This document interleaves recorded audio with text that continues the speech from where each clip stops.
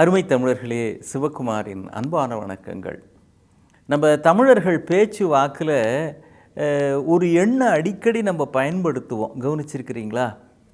1 2 3 4 5 6 7 8 9 10 இருக்குங்களே, இதில் ஒரு எண் எல்லா சூழலுக்கும் ஏதாவது ஒரு வகையில் அந்த எண்ணை பயன்படுத்துகிறோம். ஒரு விஷயம் ஞாபகம் இல்லை அப்படின்னா அப்பா சொல்லுவார், டேய் ஒரு தடவைக்கு 4 தடவை படிடா, நல்லா மனசில் பதியும் அப்படிம்பார். இப்போ கடைக்கு போகிறோம், ஒரு பொருள் எங்கே கிடைக்கும் அப்படின்னு தெரிலன்னா வீட்டில் சொல்லி அனுப்புவாங்க. ஒரு கடைக்கு 4 கடையில் விசாரித்து பாருங்க அப்படிம்பாங்க. அதை விட ஒரு சின்ன மனசிக்கல், அதை எப்படி சொல்லுவோம்? ஷோ சார், இது 4 பேருக்கு தெரிஞ்சால் என்ன சார் ஆகும் அப்படின்னு யோசிப்போம். நீங்கள் வேலை செஞ்சுக்கிட்டே இருக்கிறீங்க, இல்லை சாப்பிட்டுக்கிட்டே இருக்கிறீங்க, லஞ்சு டைமு, உங்கள் மேலதிகாரி உங்களை ஃபோன் பண்ணி கொஞ்சம் உடனே வாங்க அப்படின்னா எரிச்சலை கூட இந்த நம்பரை பயன்படுத்தி தான் நம்பால் சொல்லுவாங்க. நிம்மதியாக 4 வாய் சாப்பிட முடியல, எனக்குன்னு ஒருத்தன் வந்தான் பாரு அப்படின்பா.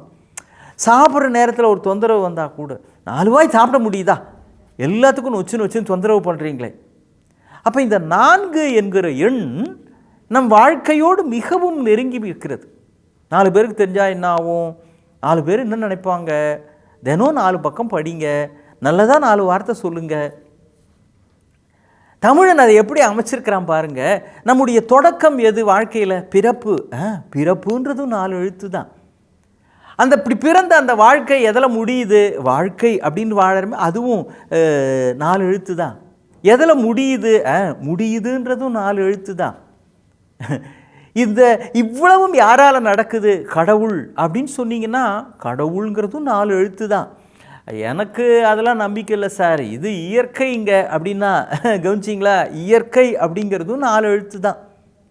வாழ்க்கையில் இந்த 4 என்பது எப்படியோ நம்மோடு மிக மிக மிக இணைந்து இருக்கிறது என்கிற காரணத்தினால்தான் திரும்ப திரும்ப அந்த விஷயங்களை நாம் நினைவு வைத்து கொள்ள வேண்டும் என்பதற்காகவே நம் தமிழ் பெரியவர்கள் இதை சேர்த்து வைத்தார்களோ என்னவோ தெரியவில்லை.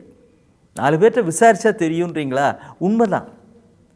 நம்ம எல்லாருக்குமே மிக மிக முக்கியமான 4 விஷயங்கள் உண்டு. நீங்கள் யாராக வேணா இருங்க, ஒரு வக்கீலாக இருக்கலாம், ஒரு தொழிலதிபராக இருக்கலாம், நீதிபதியாக இருக்கலாம், மருத்துவராக இருக்கலாம், ஆசிரியர், ஆண் பெண் இளைஞர்கள், யாராக வேணா இருங்க.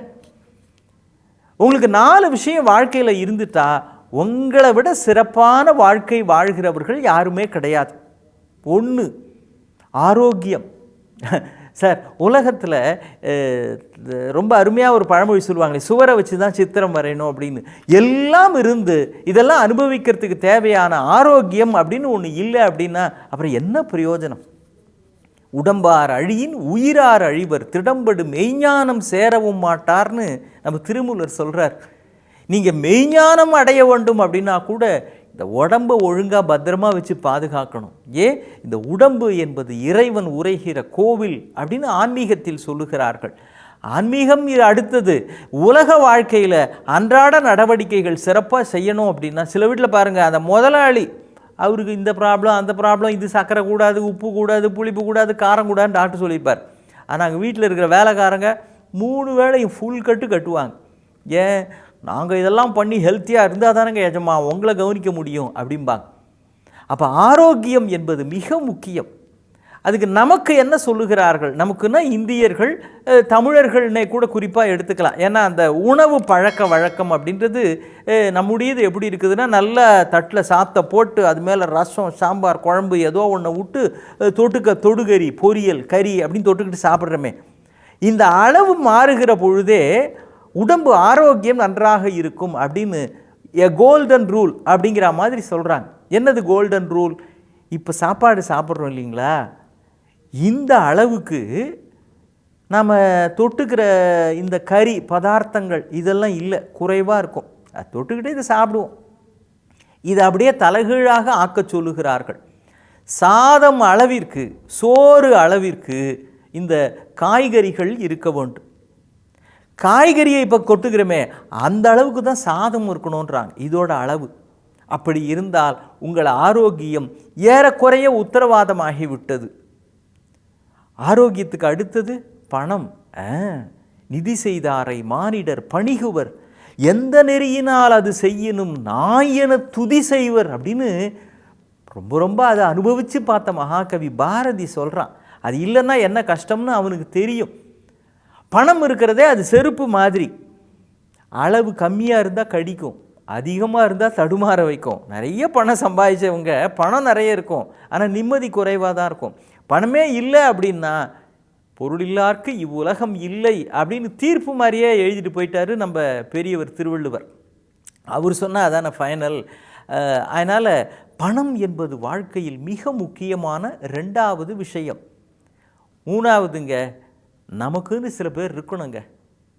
அதுக்கு தான் உறவுகள் அப்படின்னு பெரியவங்க நமக்கு ஏற்பாடு செஞ்சு கொடுத்தாங்க.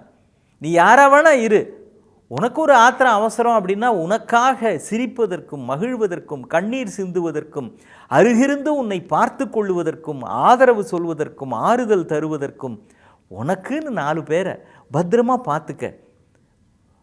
நீ அவர்களை பார்த்துக்கொள். அன்பு கொடுத்தவர்களுக்கே திரும்ப வரக்கூடியது அப்படிம்பார் மகாத்மா காந்தி. அது மாதிரி அன்போடும் அக்கறையோடும் நீங்கள் பார்த்து கொள்ள வேண்டிய 4 உறவுகளை, அது கணவன் மனைவி பிள்ளை அப்பா அம்மா பெரியப்பா சித்தப்பா மாமன் மச்சான் யாராவனா இருக்கலாம், 4 பேர் உங்களுக்கு என்று இதயபூர்வமாக உங்களை நேசிக்கிறவர்களாக இருக்க வேண்டும். 4வதான விஷயம் மிக முக்கியமானது. ஆரோக்கியத்தை போல பணத்தை போல உறவை போல மிக முக்கியமான விஷயம் என்ன தெரியுங்களா? இந்த மனசு. அது எப்போதும் நிகழ்காலத்தில் இருக்க வேண்டும். பழசை நினச்சி இப்படி ஆயிப்போச்சேன்னு புலம்பிகிட்டு இருக்கோம் இந்த மனசு. இல்லைன்னா எதிர்காலத்தை நினச்சி இது என்ன ஆகுமோ அப்படின்னு கவலைப்பட்டிருக்கோம். நிகழ்காலத்தை நாம் அங்கும் இங்கும் ஊசலாட்டத்திலேயே நழுவ விட்டு கொண்டிருக்கிறோம்.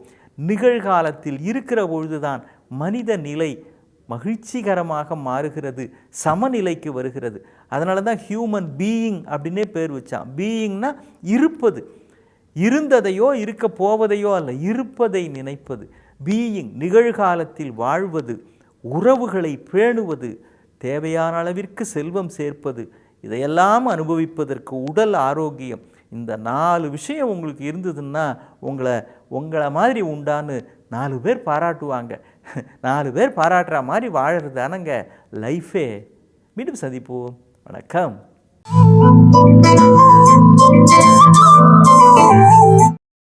இன்னும் பல வீடியோக்களை காண சன் லைஃப் சேனலை சப்ஸ்கிரைப் பண்ணுங்க.